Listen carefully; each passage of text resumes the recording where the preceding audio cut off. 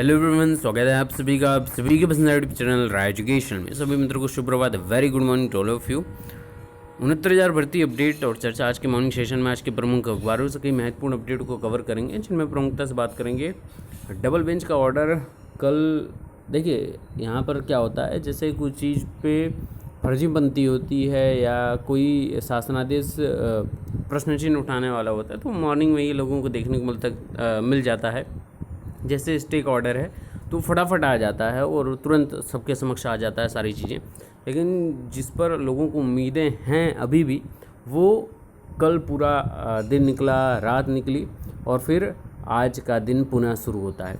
तो उम्मीद है बरकरार कि आज सुनाया जाएगा डीबी का ऑर्डर, और इसी पर पूरी उम्मीद और इसी पर पूरी निगाहें हैं सरकार की भी।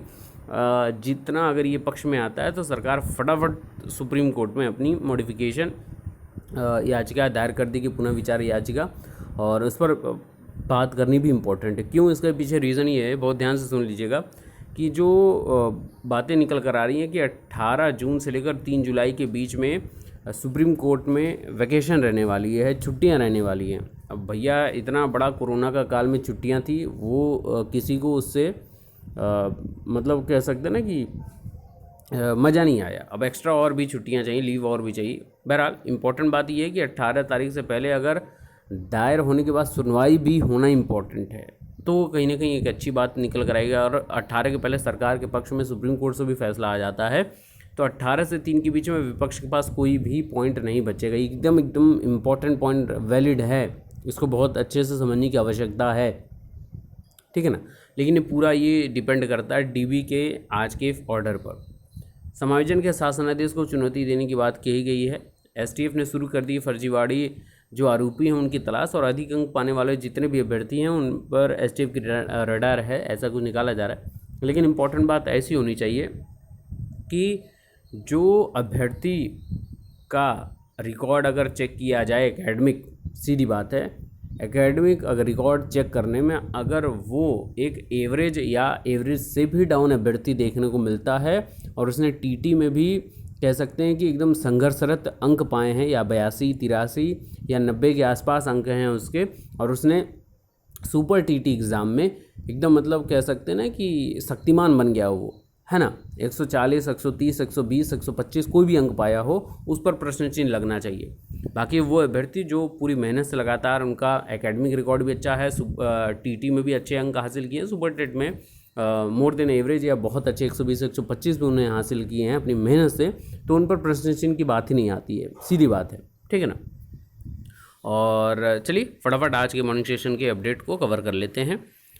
सबसे पहले बात करेंगे समायोजन के शासनादेश को चुनौती देने की बात की गई। 69 शिक्षक भर्ती समान वर्ग में आरक्षित श्रेणी के समायोजन को दी गई है चुनौती, और याची की ओर से इस समायोजन पर उठाए गए हैं सवाल।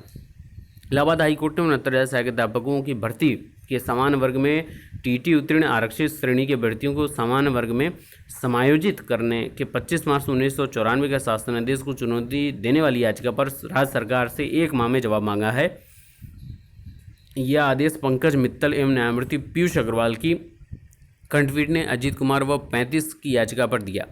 याचिका में 69,000 शिक्षक भर्ती परीक्षा 2019 में एनसीटी और राज्य सरकार द्वारा टीटी पात्रता के लिए 5% की छूट, एआरटीई परीक्षा में पुनः 5% की छूट, और उत्तर प्रदेश आरक्षण नियमावली 1994 की धारा 3, 6 एवं 25 मार्च 1994 के शासनादेश द्वारा आरक्षित वर्ग को आयु की छूट देने की संवैधानिकता को चुनौती दी गई है।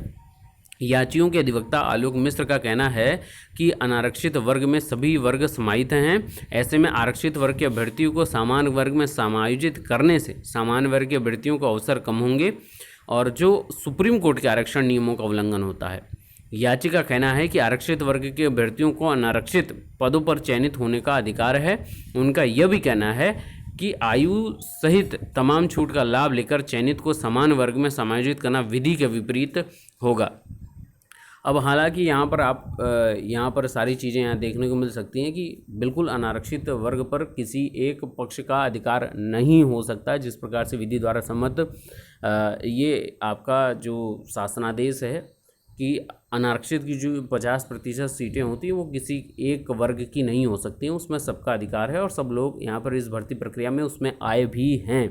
तो इस पर प्रश्न चिन्ह है कि कोई एक बार लाभ होता है, क्या होता है क्या नहीं होता है।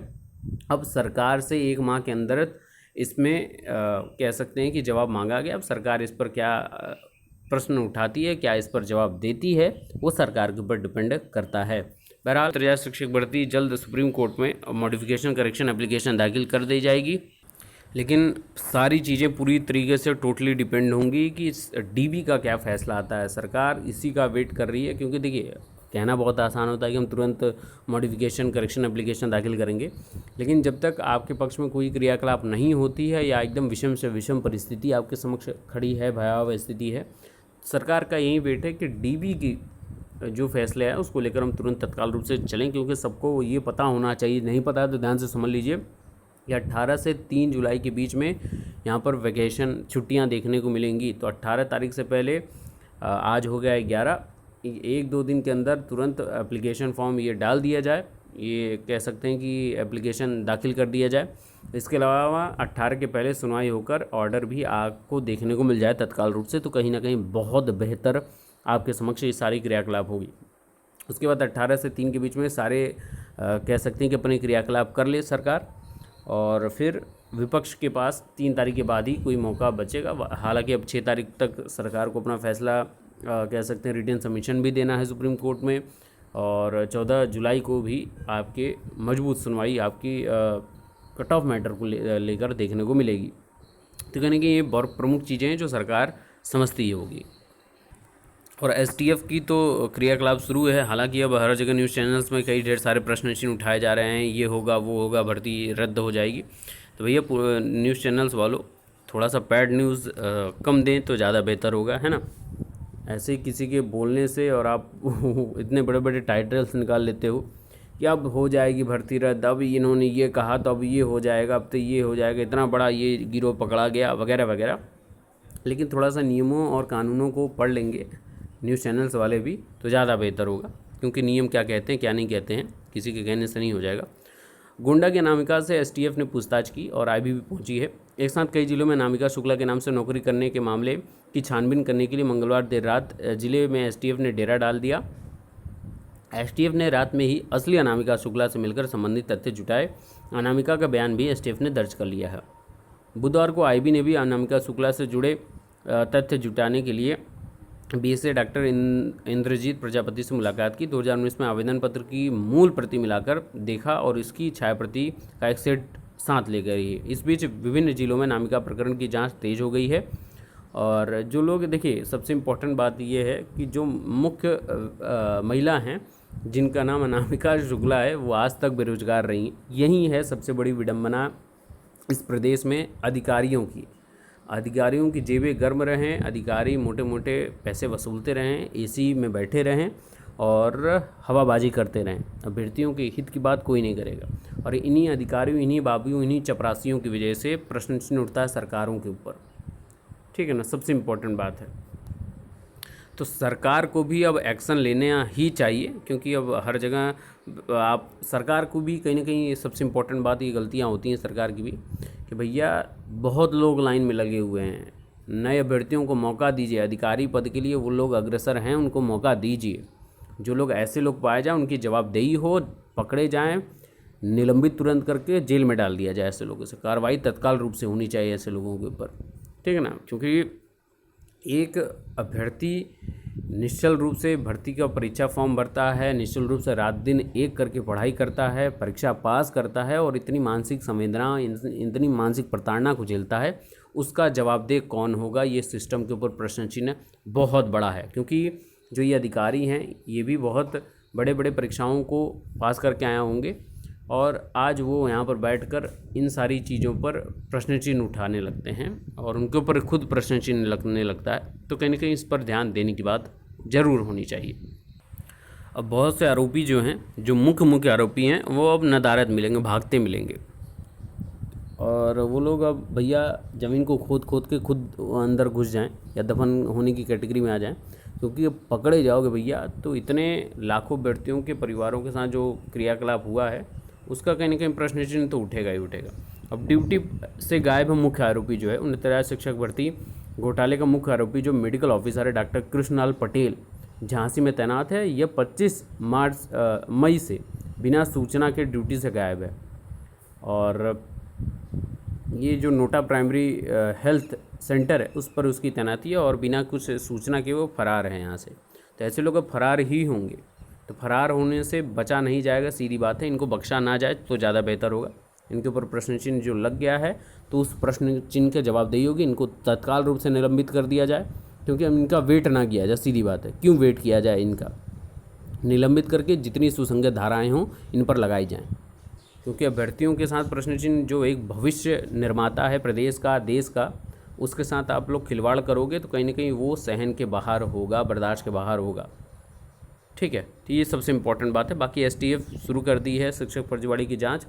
लखनऊ से आदेश मिलने के बाद कई महत्वपूर्ण टीमें बनाई गई हैं और जो जो लोग इसमें रडार में पकड़े जाएंगे अच्छे से नापे जाएंगे वो।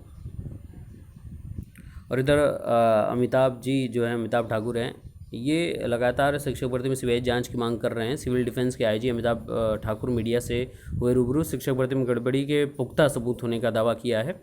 और सबसे महत्वपूर्ण बात है कि ये लगातार इस पर प्रश्न उठा रहे हैं। हालांकि परीक्षा रद्द की बात इनके द्वारा ना की जाए तो वो ज़्यादा सही है। परीक्षा रद्द के अलावा सीबीआई जांच, एसटीएफ जांच, जो भी जांच हो वो जांच होनी चाहिए, बिल्कुल सही बात है, इसमें कोई गलत नहीं है।